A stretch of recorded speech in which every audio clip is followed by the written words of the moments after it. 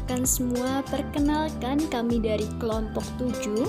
Sebelum memasuki materi yang akan kami jelaskan, terlebih dahulu kami akan memperkenalkan anggota kelompok kami. Yang pertama ada saya sendiri, Adinda Egis Fitria Cahyani, dan yang kedua ada teman saya, Yusuf Ahmad Tri Utomo, yang ketiga ada Ahmad Khairul Tri Andrian, dan yang terakhir adalah Mahruf Hidayah. Kami semua dari kelas Ilmu Hukum A5 dari UIN Wali Songo Semarang.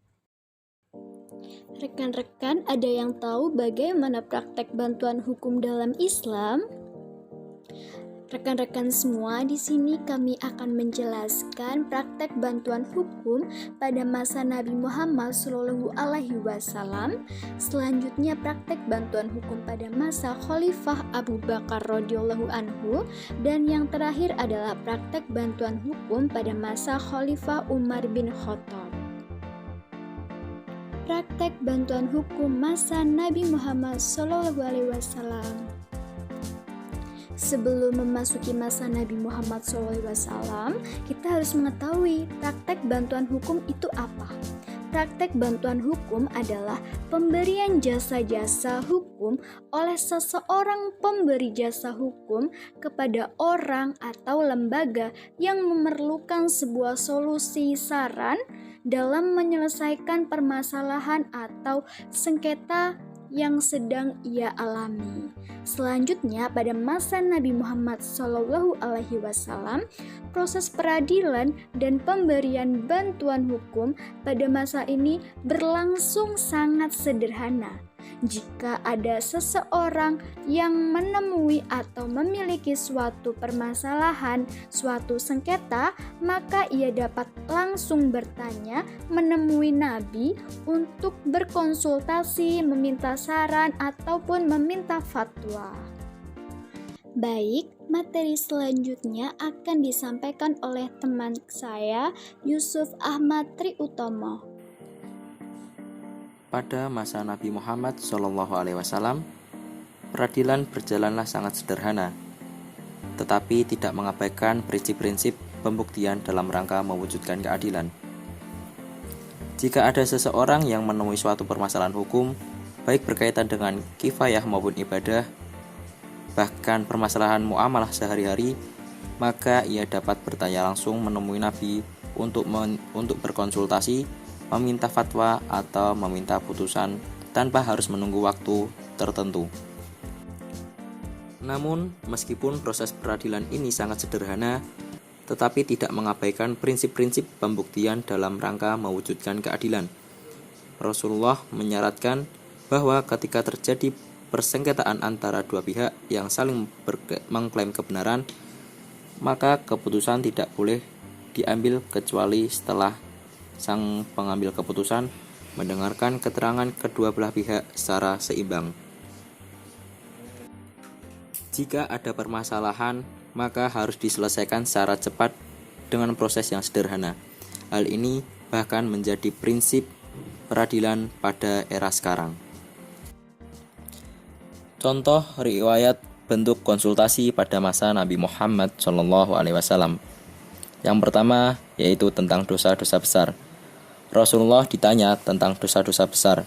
Lalu beliau menjawab, dosa besar yaitu syirik kepada Allah, membunuh jiwa, durhaka kepada orang tua. Lalu beliau berkata lagi akan diberitahukan dosa yang paling besar, yaitu ucapan bohong atas kesaksian palsu. Yang kedua, tentang hukum air laut dan binatang laut. Mughirah bin Abu Bardah dari Bani Abdu Ardar, dia mendengar Abu Hurairah berkata, seorang lelaki datang kepada Rasulullah. Lalu dia bertanya, wahai Rasul, saat kami berlayar, kami hanya membawa sedikit air. Jika kami berwudu menggunakan air tersebut, kami akan kehausan. Apa kami boleh berwudu menggunakan air laut? Rasulullah SAW menjawab, air laut itu airnya suci dan bangkai hewan laut itu halal untuk dimakan. Yang ketiga yaitu tentang haji badal atau haji pengganti. Dari Ibnu Abbas radhiyallahu anhu, seseorang perempuan dari Kasam bertanya kepada Rasulullah saat haji wada. Saat itu Fadl bin Abbas menyertai Rasulullah. perempuan itu bertanya, "Wahai Rasulullah, sesungguhnya haji termasuk kewajiban dari Allah atas hambanya. Ayahku adalah orang tua renta yang tidak mampu menaiki kendaraan atau unta. Apakah aku boleh menggantikan hajinya?" Lalu Rasulullah menjawab, "Ya, boleh." Baik teman-teman, kita lanjutkan ya terkait dengan bantuan hukum pada zaman Sayyidina Abu Bakar As-Siddiq radhiyallahu anhu. Pada masa ini keadaan praktek hukumnya, praktek bantuan hukum, praktek peradilan itu tidak jauh berbeda dengan Rasulullah SAW ketika itu. Tidak ada perubahan juga di zaman ini, di zaman Sayyidina Abu Bakar. Ya, entah itu meminta fatwa kepada khalifah ketika itu dan sebagainya. Kenapa tidak adanya perubahan? Ya karena ketika zamannya Sayyidina Abu Bakar itu tidak terfokus di situ gitu. Mereka lebih fokus pada kondisi ketika itu pasca wafatnya Rasulullah SAW. Itu banyak kaum muslimin yang murtad.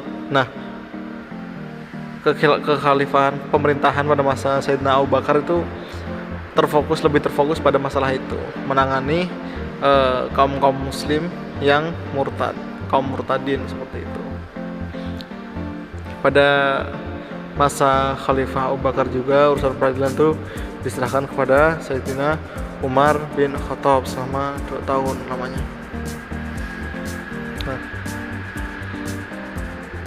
dalam hal ini ahli sejarah mencatatkan bahwa Sayyidina Abu Bakar dalam menghadapi sebuah perkara seperti itu yang harus diputuskan, beliau itu memperhatikan isi Al-Quran. Maksudnya itu mempertimbangkan perkara tersebut berdasarkan petunjuk-petunjuk yang beliau cari di dalam Al-Quran.